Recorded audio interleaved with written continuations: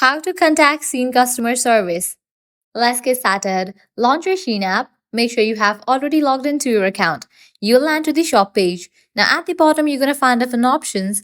Navigate to the option of Me. Once you're in the Me page, here you're going to find different section. Head over to the section of More Services. Under that, you're going to see the option of Support. Click on that. With that, you'll be directed to this kind of page. Once we're in the support page, here you're going to find different options. If you're having issues related to these topics, you can go ahead and click on it. So I have selected other issues. Now here you're going to find different options. Just click on the option that best suits your issue and go through the process. Likewise, another thing you can do is head back. If you just want to have the conversation with the Shein customer service, you can click on this option. Now from here, you can have conversation with the Shein customer service team. Well, these are the ways to contact Shein customer service. If this video was helpful, don't forget to like, share, and subscribe to our channel. Thanks for watching.